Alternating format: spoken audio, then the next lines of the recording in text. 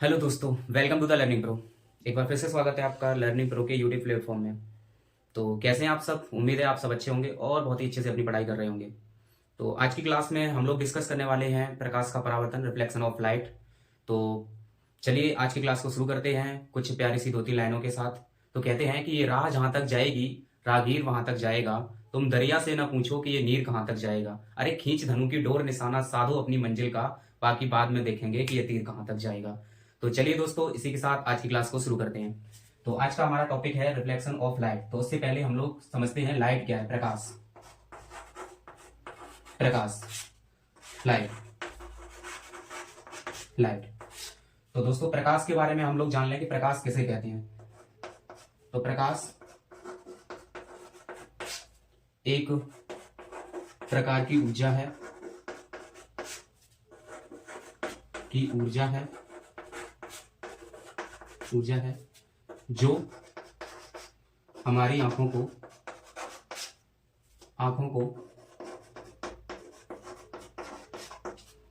को दृष्टि संवेदना उत्पन्न कराती है, उत्पन्न कराती है।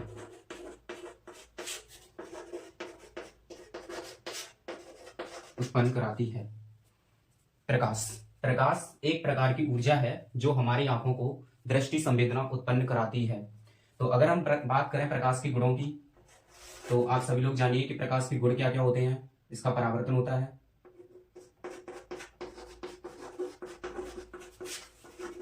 प्रकाश का परावर्तन होता है, परावर्तन होता है। इसका अपवर्तन होता है,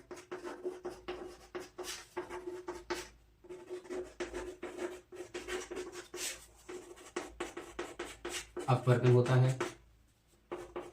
बात करें तो निर्वात में इसकी चाल सर्वाधिक होती है,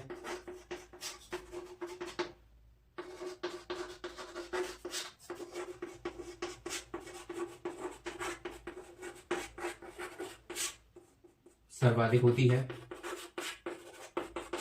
निर्वात में इसकी चाल सर्वाधिक होती है। निर्वात में इसकी चाल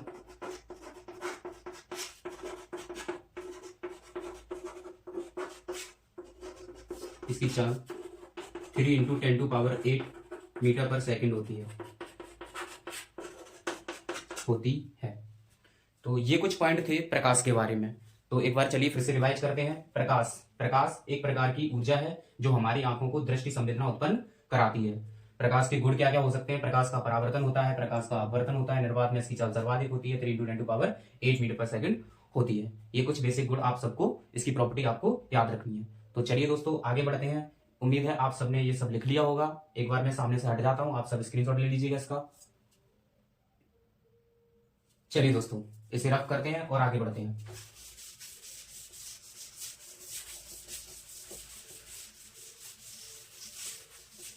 तो आगे हमारा टॉपिक है प्रकाश का परावर्तन।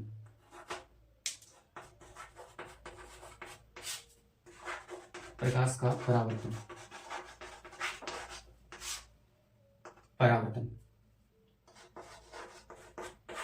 Reflection of light.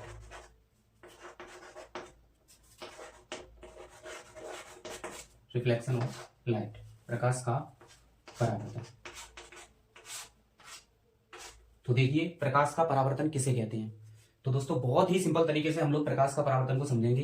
देखिए, जब प्रकाश किसी चिकनी पॉलिशदार सतह से टकराकर, किसी चिकनी पॉलिशदार सतह से टकराकर वापस उसी दिशा में लौट जाता है जहां से वो आया, इसी घटना को प्रकाश का परावर्तन कहते हैं। देखिए दोस्तों, जैसे कि ये कोई प्लेन समतल है, कोई समतल है, दर्पण मान लो समतल है जिसके एक साइड पे पॉलिश है। ये इसका बीचों बीच अभिलंबवत एक रेखा खींची, यानी अभिलंब। माना कि कोई प्रकाश किरण यहां से आई, यूं यहां पे टकराई, और टकराने के बाद यूं आई और यूं चली गई, ऐसे आई और यूं चली गई। तो ये हुई आपतित किरण, या कह सकते हैं आपतित प्रकाश। आपतित प्रकाश ये हुआ। परावर्तित प्रकाश,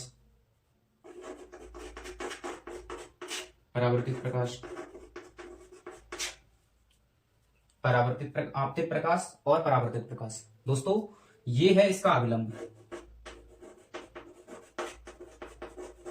अभिलंब। जब आपतित प्रकाश यहां पे आता है और ये जो है आपतन जो बिंदु है, यहां पे जो एंगल बनेगा उसे हम लोग कहते हैं आपतन कोण। इसे आई से नोट करते हैं। ये एंगल कौन सा है? आपतन कोण, आपतन कोण। ये जो एंगल बनता है इसे आर से नोट करते हैं और ये होता है परावर्तन कोण,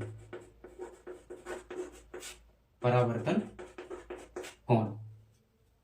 एक बार फिर से समझिए दोस्तों, जब कोई प्रकाश किरण एक चिकनी पॉलिशदार सतह से टकराता है और टकराकर उसी माध्यम में वापस लौट जाता है, यह घटना प्रकाश का परावर्तन कहलाती है। यह घटना प्रकाश का परावर्तन कहलाती है। एक बार डेफिनेशन लिख लेंगे हम लोग। जब कोई प्रकाश किरण या फिर जब प्रकाश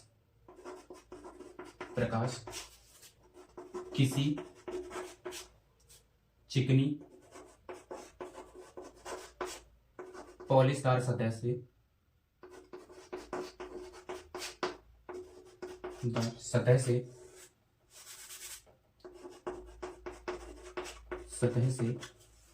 टकराकर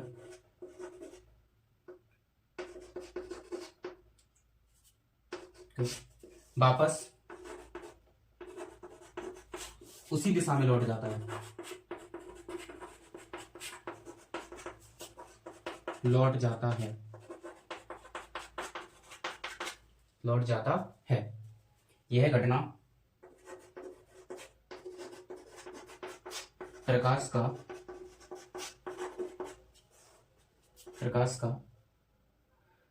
परावर्तन कहलाती है।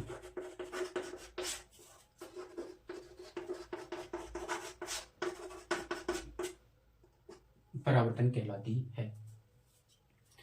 तो उम्मीद है आप सब इस चीज को समझे होंगे। एक बार मैं फिर से हट जाता हूं, आप सब इसका स्क्रीनशॉट ले लीजिए।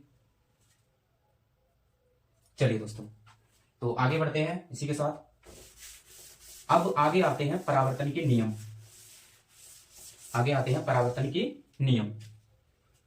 अगला टॉपिक हम लोगों का परावर्तन के नियम।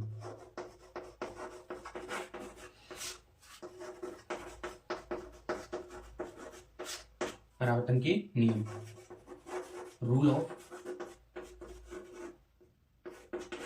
Reflection, rule of reflection. तो फर्स्ट लॉ क्या कहता है? परावर्तन का प्रथम नियम कहता है कि आपतन कोण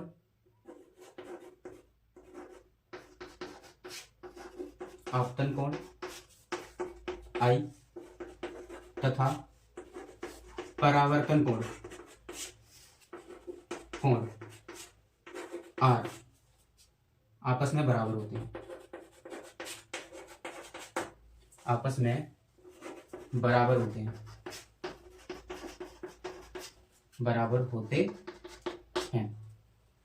ठीक है दोस्तों।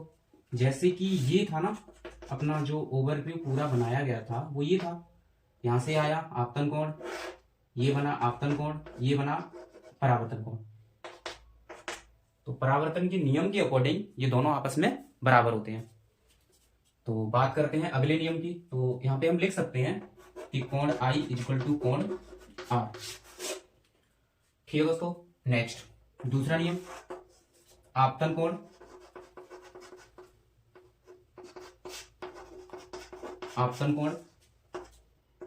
परावर्तन कोण तथा आपतन कोण पर अभिलंब,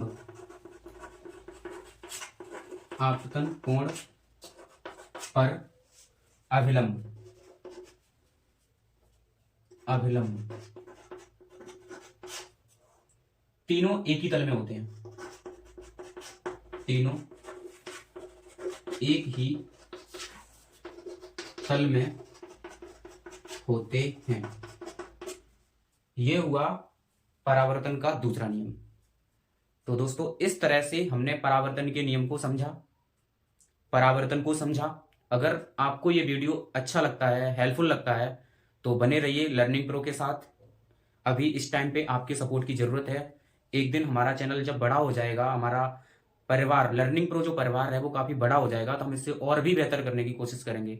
बेहतर करेंगे, कोशिश नहीं बेहतर करेंगे। तो इसी तरह से आपका प्यार बना रहे। इस वीडियो को शेयर करिए, चैनल को सब्सक्राइब करिए, और इसी उम्मीद के साथ आशा करूंगा कि आप सब इसे एक बार रिवाइज करेंगे, अच्छे तरीके से पढ़ के आएंगे, ताकि हम लोग अगला जो टॉपिक है प्रकाश का अपवर्तन उसे अच्छे तरीके से समझ सकें। तो अपना ख्याल रखिए और हमेशा मुस्कुराते रहिए। Bye bye, take care.